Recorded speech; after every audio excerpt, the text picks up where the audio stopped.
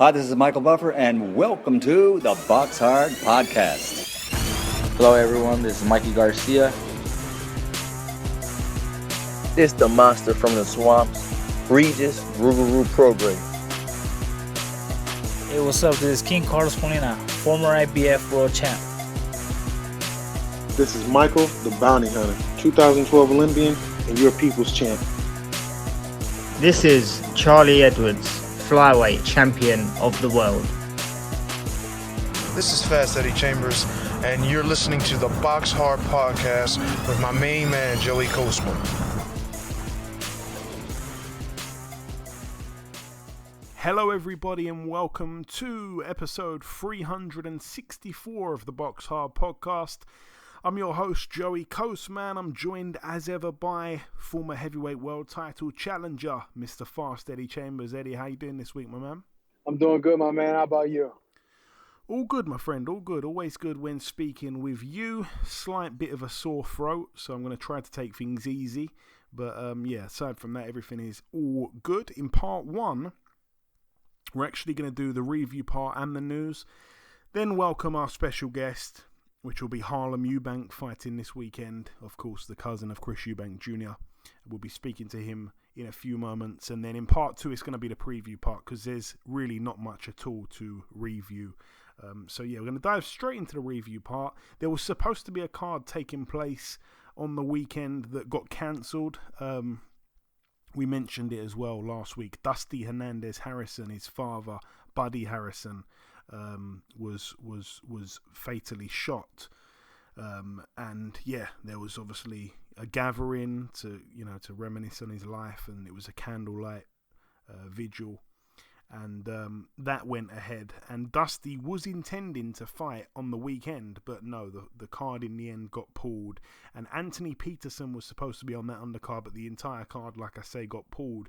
The only fight that did end up happening is the one that took place at the Auditorio Municipal Fausto Gutierrez Moreno in Tijuana, Baja California, Mexico. No Spanish Mexican accent from me this week due to the sore throat, so I'm not sure if people are going to be happy about that. Maybe they're going to enjoy the fact I'm not doing it, because maybe it annoys some people, I don't know. I just like to, display it every time I get a chance to, mainly just for Eddie. But anyway, this one took place in Mexico. Luis Nery was set to be taking on Jesus Garcia, but in the end, he pulled out the fight. I'm not sure what happened there, but in stepped the late replacement David Carmona, and David Carmona was knocked out in 3 rounds. So Luis Nery now 33-1. That was it, like I say, for the review part. So yeah, there really wasn't too much at all to go over there. Moving on to the news part then, before we wrap up this bit and welcome our special guest. This piece of news is where I'm going to start here. Joe Cordina has been stripped by the IBF. He suffered a hand injury in training, and he was set to be taking on Shavkat Rakhimov on November 5th in Abu Dhabi. That one's now off, and the IBF have actually, like I say, stripped Joe Cordina, which has caused a lot of discussions online now, because a lot of people are saying, wow, the IBF are a bit harsh here. I mean, the guy's injured. Like, he's posted a picture of his hand. It looks absolutely horrendous. Looks like the kind of hand that you'd put on for Halloween when you go knocking on people's doors. Like, it literally looks horrendous, his hand.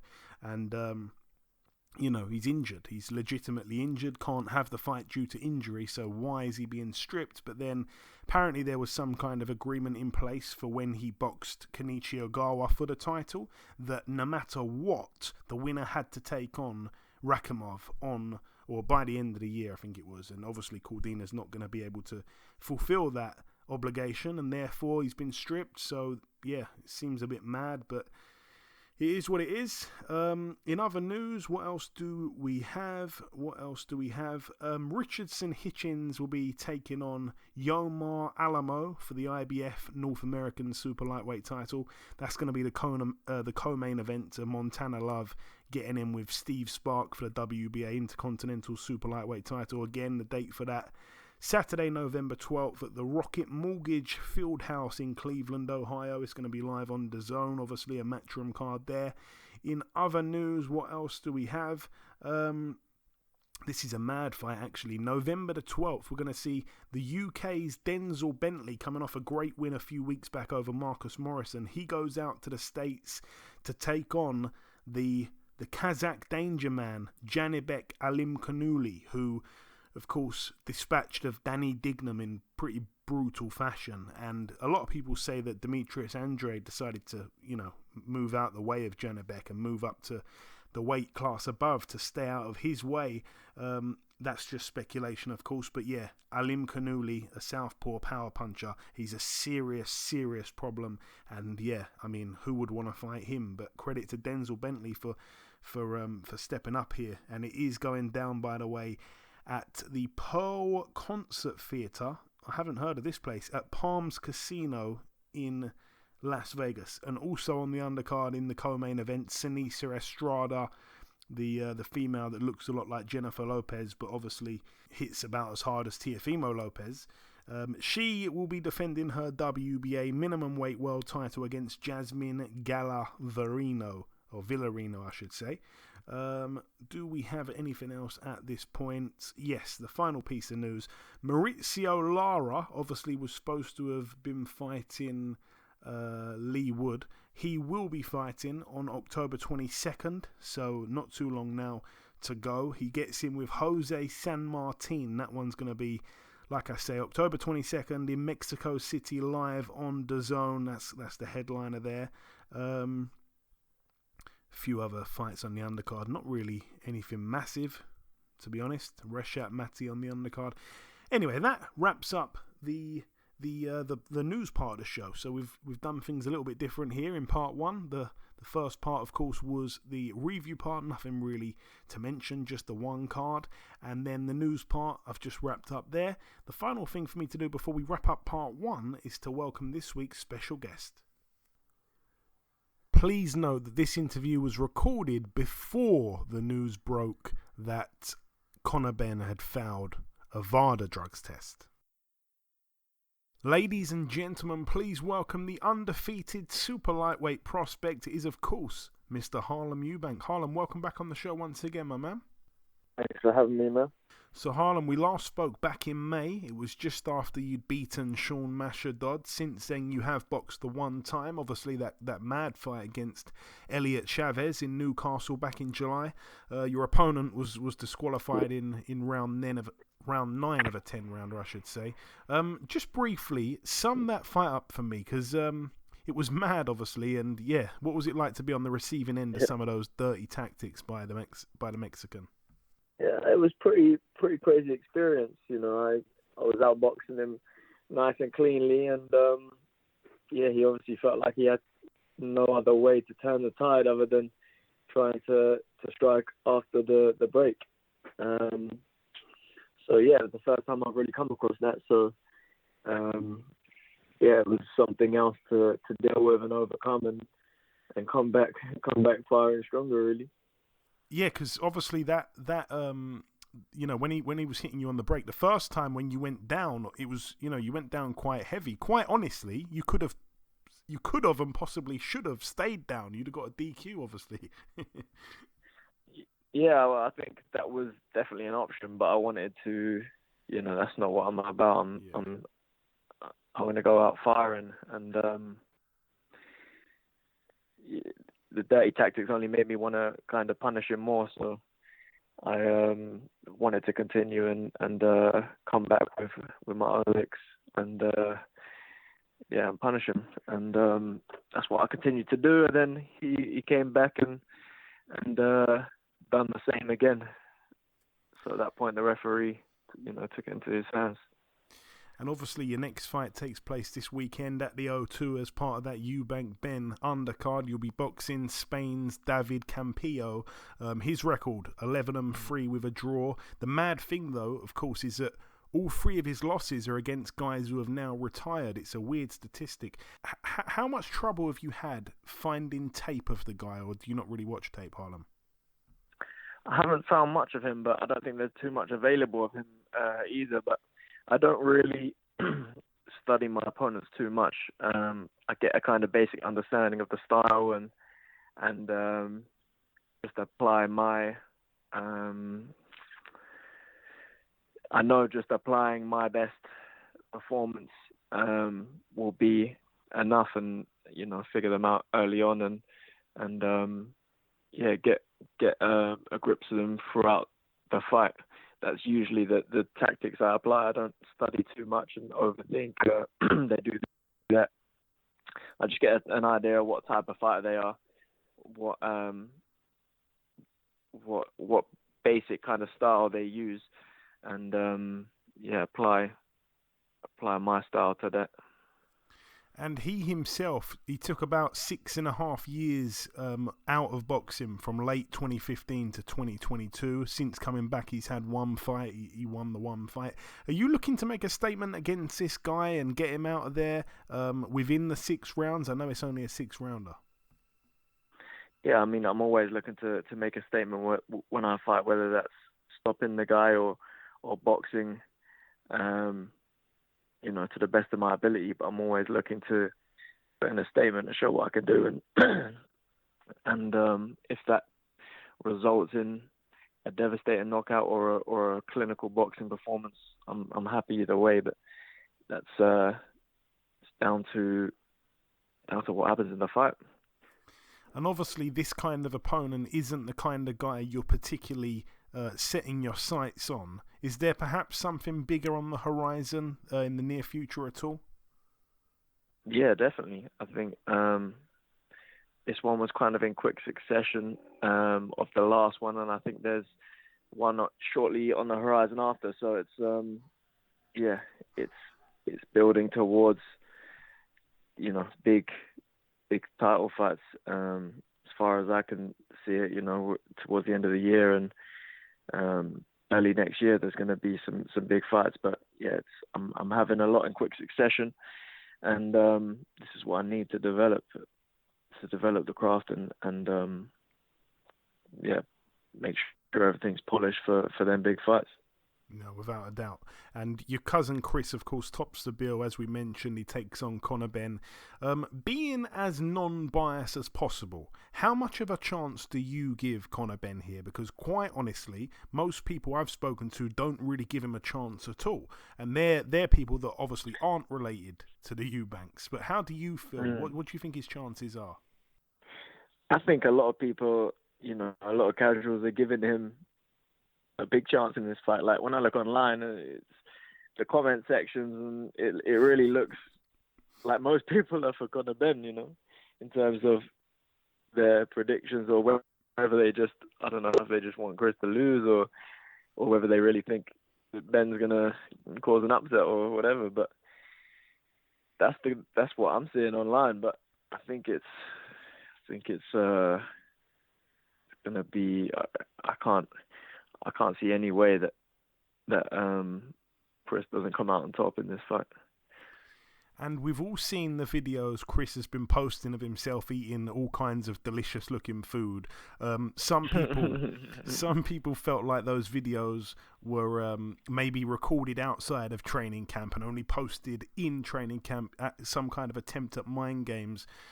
It doesn't look the case. I saw him with Salt Bay. He was even saying 60%. What do you make of it? Yeah. It's just his humor, isn't it? It's his personality. He enjoys the whole people think he has to starve, narrative, and he enjoys kind of mocking that and doing what he likes pretty much. But what is a meal? A meal like that, when you're disciplined throughout your day and your weeks. I mean, how much difference does a cheat meal make, really? So he's enjoying himself, and I think a lot of people are seeing a different side to his character and seeing some humor, and a lot of the comments are like, "Stop making me like you, Chris." So he's enjoying it. No, certainly. And on the complete other hand, we've got obviously Chris Eubank Sr. telling people this week to boycott the event, saying that getting to 157 could be placing Chris Jr. in a lot of danger. Chris Sr. mentioned brain injuries and stuff like that, which was kind of strong and a bit like, whoa. What do you make of that, Harlem? I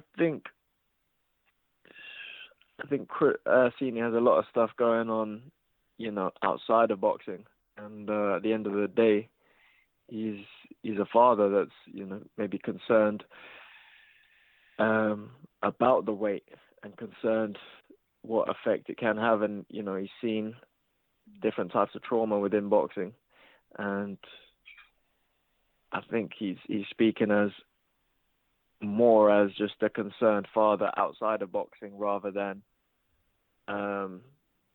someone that's really into this fight and rather than having his boxing head on, I think he has his his father's head on, and it's understandable. Yeah, no, for sure. And the other time you both boxed on the same card, back in Cardiff, you seemed to bring the magic out of each other. Are we going to see the Eubanks steal the show once again? 100%. I think someone threw a stat at me on the last Cardiff card that I was the only one on the bill to get the stoppage. I think that was me. Was that you? Yeah, yeah, that was you. Yeah. So let's see this time. But I think I'm going to open the show in fashion, and Chris is going to close it in fashion, and I think it's going to be a Team Eubank celebration.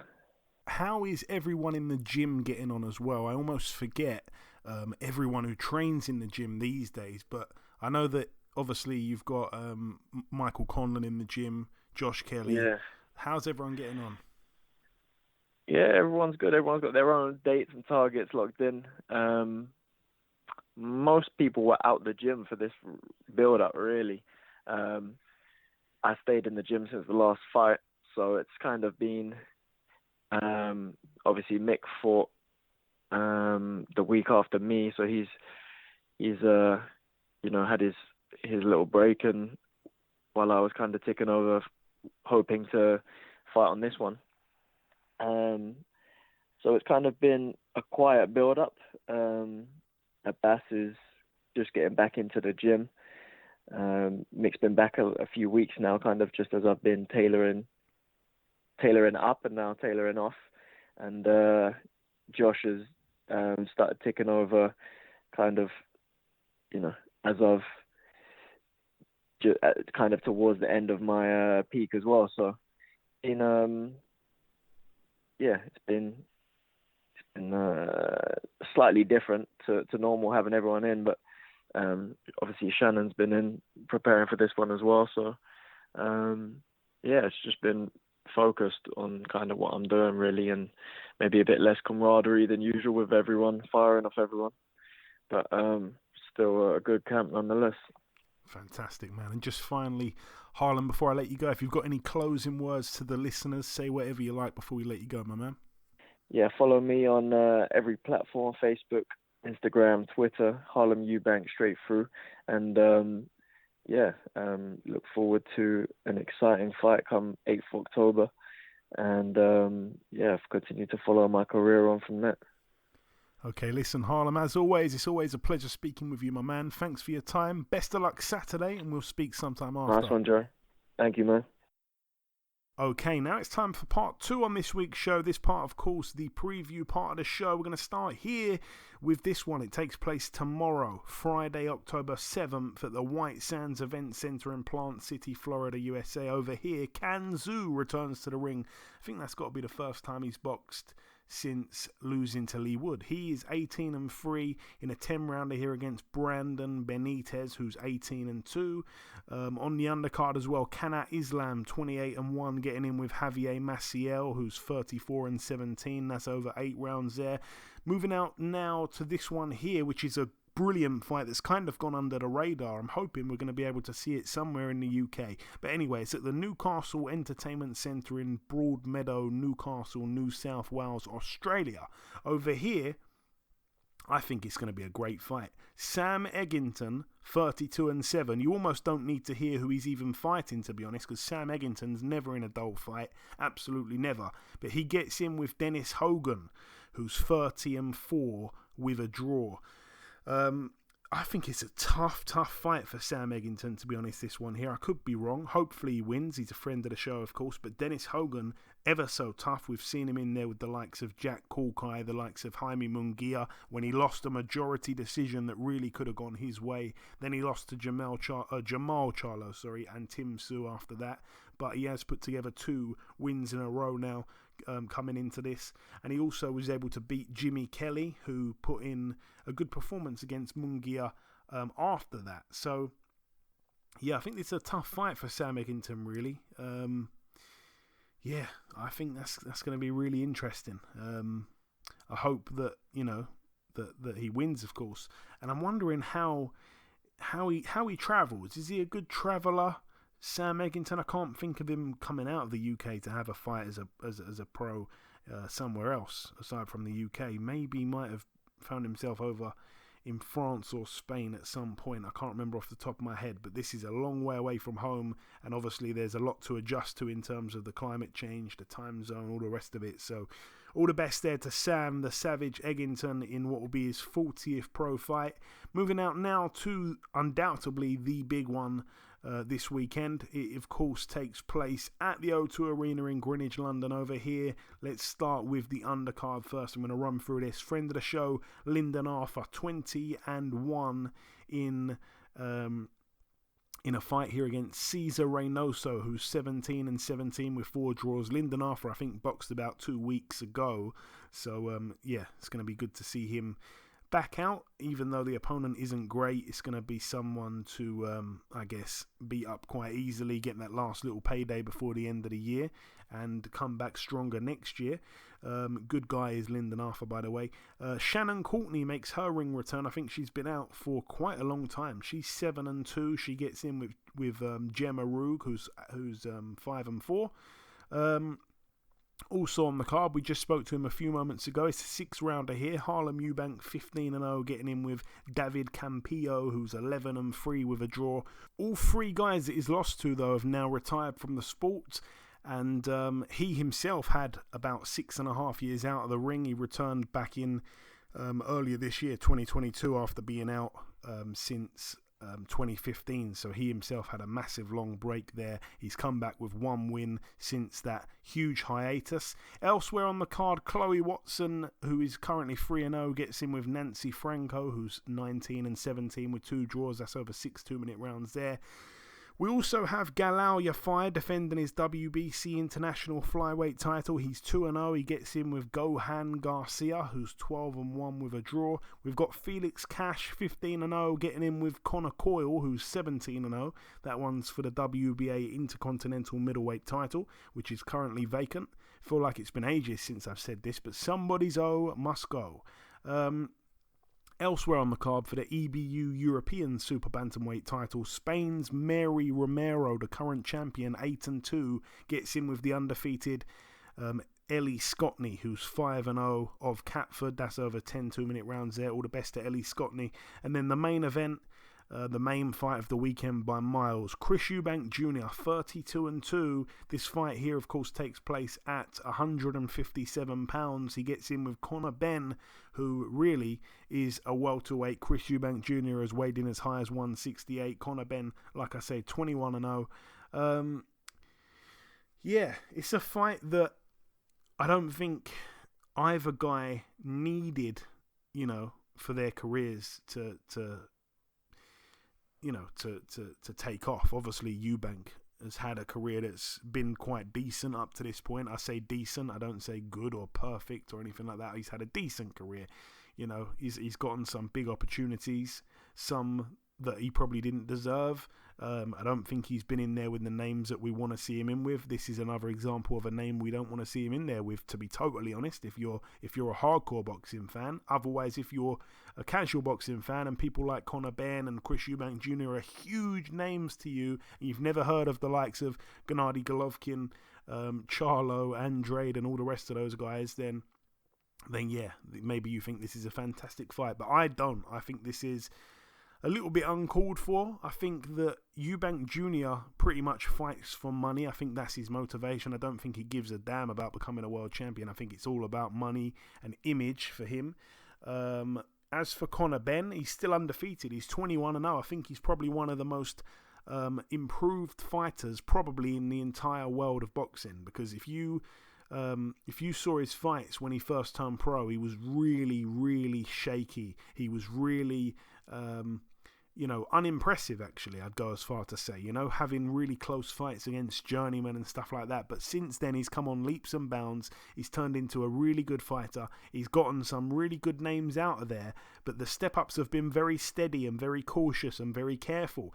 And this almost rips up the work they've put in to get him to the position he's in, because he's ranked in all the governing bodies and stuff. This guy is a guy who's right up there in the top 5 or whatever, in line to take on the likes of a Crawford or a Spence, the two top guys at the minute at 147.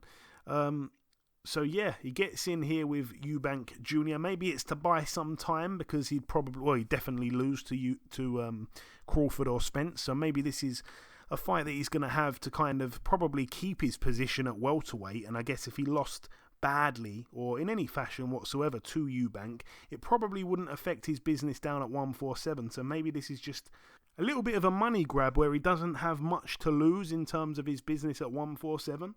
But he does have his O to protect. And I think he's done really well to, like I say, get to 21-0. So they've done a fantastic job with him up to this point. But yeah, like I say, that they've been weight classes apart for a reason. I've always felt that Eubank's too big.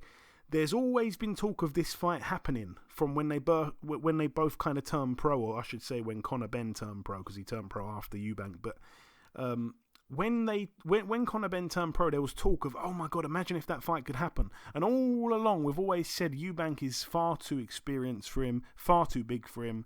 It's just unrealistic. It's great that their dads had such a rivalry, but we can't continue it with the sons. It's just not going to happen. It doesn't make any sense at all. But they are making it happen, and I still don't think it makes much sense. That's why I say it's a fight I don't think either of them really need. Eubank is probably here for the money. Conor Benn, I do really truly believe, wants to become a world champion, and they've been so smart with him up until this point. I think this is a really bad mistake, but obviously he's going to get paid handsomely for it. How do you see it, Eddie? Man, very interesting fight. I mean, if you look at their fathers, man, it was a hell of a rivalry between them. But I do agree, the size difference is always going to be something that people are going to look at.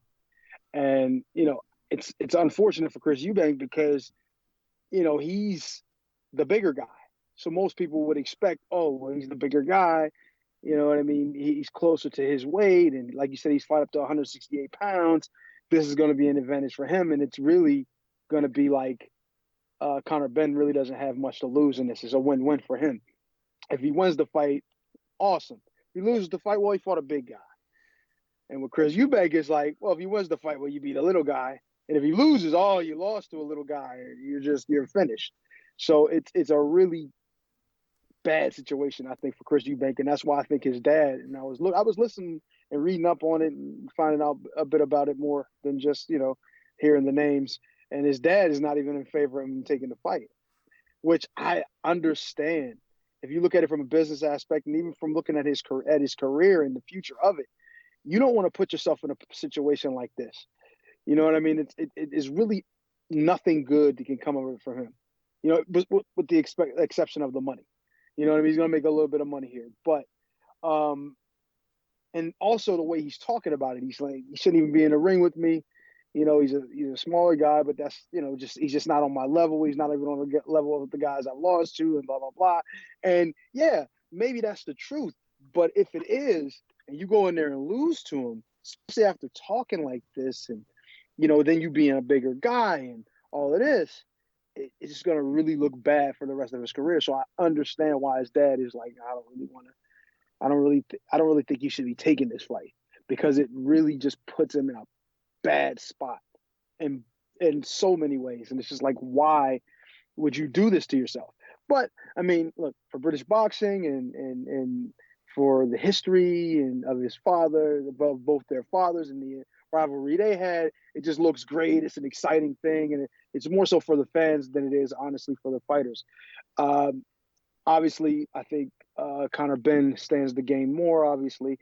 But really, at the end of the day, you know, you don't want to get damaged in there, and he's fighting the bigger guy. And say if Chris Eubank comes out there and just bombs him out, can't be good for him even there. So, you know, it's just it's a rough situation. But I think the fans win because you at least get to see the fantasy matchup actually take place. But for Chris Eubank, I think he drew a short straw with this one. It's just gonna be a tough one. Yeah, and I'm kind of excited to see how the fight's going to play out in terms of the style clash, because Conor Benn does deliver in terms of entertainment, whereas Eubank at times can fade away a little bit. And, you know, some people like to say he tries to pretend he's Roy Jones Jr. and, you know, he starts kind of taking rounds off and, you know, posturing and, you know, walking around the ring. And it just doesn't really... it doesn't look that good, and you know, some people think that he could let rounds slip away if he, you know, starts acting like that while Benn tries to force the fight. He can end up losing so many rounds because, you know, he's not on his game, that maybe Benn could have it quite close on the cards. I don't know. I'm really not sure how it's going to go. I think if I had to put my money on something, I'd probably say, I mean, I'm completely with Eubank Jr. to win. I think that's certainly going to happen. But whether it's going to be by stoppage or by points, I'd probably lean towards a stoppage. I think Conor Benn, you think about the best opponents he's been in with, it's all those kind of guys like Samuel Vargas and Adrian Granados and Chris Algieri, you know, 140 fighters really. He has knocked most of them out, so good for him, and that's impressive to think where he's come from to now. But he's fighting a middleweight, you know, and yeah, he's a little bit depleted, having to go to 157 and all the rest of it, and you know, the hydration, they're not letting him hydrate too heavy and stuff. So I think they've tried to give Conor Benn as big of an advantage as they possibly could have, but I still think it's not going to be enough. I mean, he's fighting a much bigger guy, really. And, yeah, I don't think going to 157 is going to deplete Eubank enough where he's going to, you know, not look himself. And I think he will have the bit between his teeth, even though we've seen him posting pictures of himself and videos of himself eating Kentucky Fried Chicken and other lovely-looking food. I don't think... You know, he's not showing us the hard training that we know he puts in. I think he does have the bit between his teeth. I think he will try to make a statement here. And, you know, a lot of people are actually thinking he's going to lose. So I think that kind of stuff is what he needs to motivate him and fuel him. And I think we're going to see a good performance from Eubank Jr. I think he's going to put on a bit of a demolition display. And, yeah, I mean, you can't compare Chris Algieri to Chris Eubank. I mean, you just can't. And I mean, this is a wild step up for Conor Benn, who, as I keep saying, was manoeuvred so carefully to get into the position he's in. They've built him, you know, perfectly. They haven't put a foot wrong, and I can't understand why they're choosing to do this. It has to be for the money. There's nothing else to gain from it. It is bizarre. But yeah, I think I'd probably go with a Chris Eubank stoppage late in the fight, second half of the fight, maybe. Yeah, I'd be surprised if it was in the first half. But I mean, Conor Benn's not been in with anyone like this. I don't care what anyone says. Okay, that's that card there. Moving out now to the final one. It takes place at the Dignity Health Sports Park in Carson, California. Over here, we've got on the undercard, Gabriela Fundora, 8-0 in a 10-2-minute round contest against Naomi Reyes, who's 9-1. Despite having 10 fights to her name, she's never actually been 10 rounds. So this will be the first time Reyes goes 10 rounds. Fundora, obviously, the sister of Sebastian Fundora, the towering Inferno. Elsewhere on the card, let's talk about this one here. Fernando Martinez, who's 14-0, a fighter here from Argentina, only 5'2", only obviously a super flyweight. He gets in with Jerwin Ancajas, who's 33-2 with 2 draws these days. Ancajas in his last fight boxed Martinez and lost unanimously, lost his world title to Martinez, so he gets a shot at it here again. So I'm guessing there must have been a rematch clause there. Can't say I remember watching the first fight, to be be honest with you. Elsewhere on the card, Carlos Adames, who's 21-1, fights here for the WBC interim world middleweight title against former Charlo opponent Juan Macias Montiel, 23-5 with 2 draws. I've always liked Carlos Adames, to be honest with you, but it was a bit of a shock when he lost to Patrick Teixeira back in 2019. Since then, he's put together a couple decent wins, one particularly good win against Sergei Derevianchenko. Montiel, really known as a banger, because all 23 people he's beaten, he's knocked out, and his 5 losses have obviously come to higher opposition, like the likes of Munguia and Charlo, stuff like that. But he gave a good account of himself against Jamal Charlo. It was actually a really good fight when it was not expected to be good at all, if my memory serves me right. So could be quite juicy there. It's a decent undercard fight for sure. I think it's definitely an undercard fight. And also on the undercard, Igis Kavalauskis, Eddie, the meme machine, 22-2 with a draw. Hasn't boxed since 14 months ago against Virgil Ortiz Jr. when he was knocked out in what was a really fun fight while it lasted. The fight before that, of course, he was able to beat Mikkel Zuski in the bubble during COVID. That was a fight where I think he was behind on the cards at the time of the stoppage, so he needed that stoppage to get the win. And the fight before that was when he lost to Terence Crawford. So he's not in the best form, really, the meme machine, Igis Kavalauskis, but he steps in with Michael Fox, friend of the show, 22-3, hasn't boxed as well for 14 months, when he got absolutely robbed blind by Gabriel Maestra there for the WBA interim world welterweight title. Everyone knew what happened there, and the fact that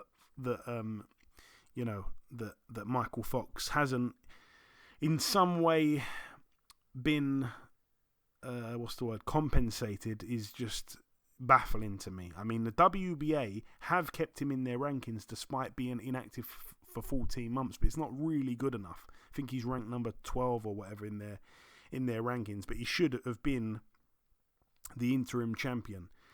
And yeah, since then, 14 months out the ring, he hasn't had an opportunity come by easy. And he did say to me a few weeks ago when I had him on the show that this was one of the only opportunities on the table against the meme machine. It's a really hard fight for Michael Fox, this one. But I feel like he's getting the meme machine at the right time, and I pray that he wins this fight. Lovely guy, Michael Fox.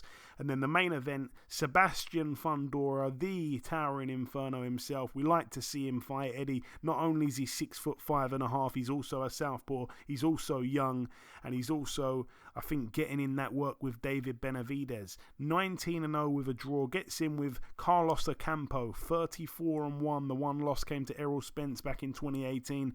Little bit of a padded record, if we're going to be honest with you. In fact, I say a little bit, quite heavily padded, if I had to say so. There aren't many recognisable names, and yeah, the biggest fight of his career was when he got knocked out in just one round by Spence. Which was quite terrible when he fought Spence in Texas. But anyways, that is that. Let's talk about this final fight here.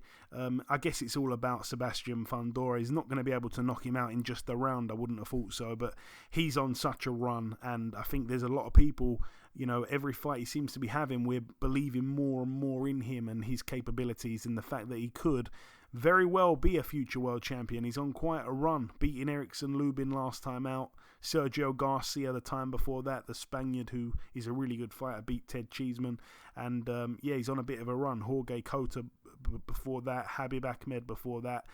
The guy's in good form, but particularly I know that you were impressed with that Erickson Lubin victory, so it's good to see him back out here against Carlos Ocampo, the towering inferno, the 6'5.5" southpaw already.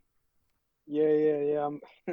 I like the fact that he doesn't, even though he's 6'5" or 6'6" or whatever his height is, he doesn't. I'm not saying he doesn't use it at all, because he does. Some of the uppercuts and some of the combinations, some of the shots he throws at range are good for a tall guy to use.